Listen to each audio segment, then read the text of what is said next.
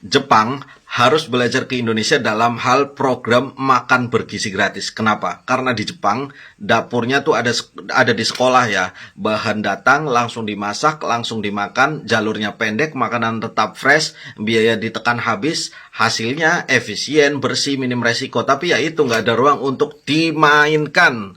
Sementara Indonesia kebalikannya, dapurnya terpisah, makanan diputar dulu lewat jalur distribusi panjang, biaya transportasi, biaya logistik, operasionalnya menumpuk. Makanan sampai pun tidak segar ya, tidak sesegar di Jepang ya.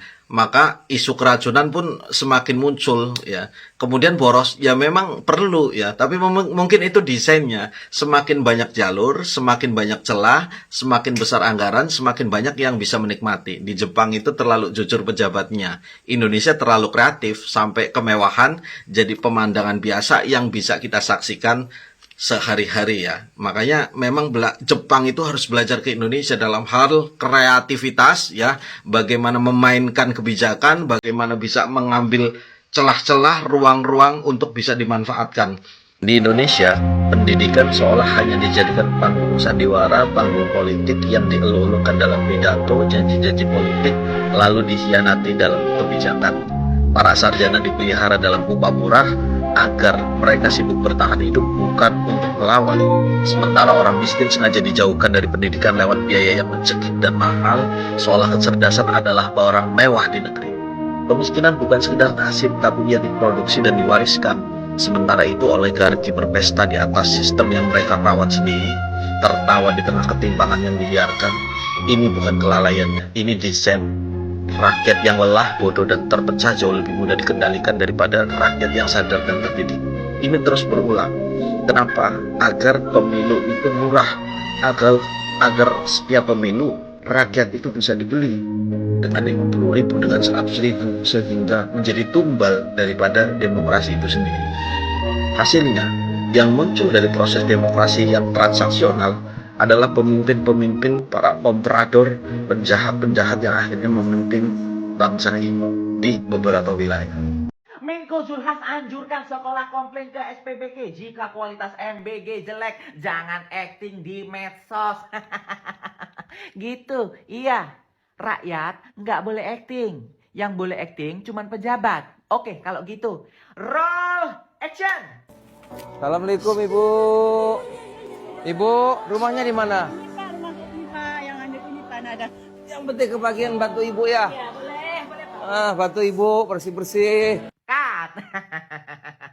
Bagus juga ya actingnya Menko Zulhas ini, keren, cocok masuk FFI. Ini kira-kira Bapak Zulhas ini pemain sinetron apa film ya cocoknya ya, atau komedi? Coba komen ya, cocoknya main film, komedi, atau sinetron, atau FTP?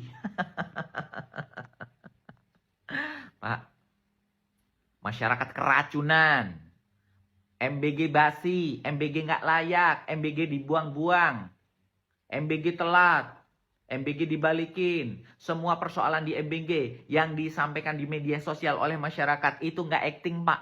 Itu real, itu nyata, nggak ada. Masyarakat yang tiba-tiba mau acting keracunan, nggak ada Pak. Nggak ada. Ya. Jadi jangan menyalahkan masyarakat kalau diupload di media sosial. Karena apa? Karena kalau nggak viral nggak ditangani di negeri ini. Gitu Pak. Dan Bapak harus berhenti acting juga kalau memang masyarakat dilarang acting. Ya. Kalau memang masyarakat tidak boleh keluh kesah di media sosial, Bapak juga tidak usah mempublis pekerjaannya, kegiatannya di media sosial. Paham? Roll action! Masyarakat menyampaikan keluh kesah di media sosial dibilang acting. Memang pejabat zaman sekarang itu nggak tahulah gimana mau menyebutnya. Padahal mereka sendiri yang suka acting di media sosial. Mereka meng-hire tim khusus untuk membuat skenario, untuk membuat skrip, editor, kameramen, fotografer, semuanya direkrut untuk apa? Untuk acting di media sosial, biar pencitraannya bagus, biar masyarakat menilai, wow keren, kinerjanya luar biasa. Mulai dari bupati, wali kota, gubernur, menteri, wakil presiden, presiden, semuanya itu pencitraan di media sosial. Semuanya acting, semuanya ada yang nyeting. Nggak natural, nggak ada itu. Nggak ada yang natural, semuanya disetting. Bahkan sampai kepala dinas segala juga acting sama. Merekrut orang, membuat tim. Hah? Nggak ada pejabat di Indonesia ini yang real. Kerjanya, semuanya itu disetting di media sosial. Termasuk Pak Menko Zulhas ini. Ya, dia bilang kalau ada keluh kesah soal MBG, jangan di media sosial, jangan acting. Lah, Bapak sendiri suka acting? Gimana dong? Pak, masyarakat itu tidak acting jika menyampaikan keluh kesah terkait apa yang dialami di negeri ini. Itu semua real. Kenapa kita sebagai rakyat menyampaikan di media sosial? Menyampaikan di mana lagi, Pak? Ke kelurahan, kecamatan, kabupaten, DPR. Kemana? Nggak ada, Pak. Nggak akan ditanggepi. Justru kalau kita upload segala keluh kesah di media sosial, terus viral, akan ditanggapi. Begitu, Pak. Komen, teman-teman, gimana tuh?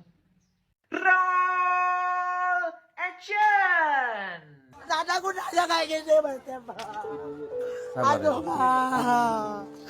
naman ang pahari ba kami sa maganda Oh, iya, Bu. Nada gamit din, tama rin ulang, nada Iya, gamit. sabar ya, Bu. Ntar Ibu dikasih ya. Nada berarti rumah lagi, Pak. Di mana tinggal, Ntar Pak. rumah nanti dibantu. Keren banget aktingnya Pak Menko Zulhas. Wow, terpukau seluruh masyarakat Indonesia. Kalah Reza Rahardian. Kalau ada Piala Citra, pasti Pak Zulhas ini dapat nominasi aktor menteri terbaik. Mas Joko Anwar, tolong dong, ini di casting, dimainkan peran utama di film Beras in the Cell. Keren Pak Menko, keren aktingnya luar biasa. Pak Menko kan suka acting tuh di medsos. Jadi jangan melarang masyarakat untuk acting juga di medsos. Ya, Bapak lu yang nyontoin acting di medsos. Hah? Kalau masyarakat nggak boleh, apa harus menteri yang acting? Rakyat nggak boleh.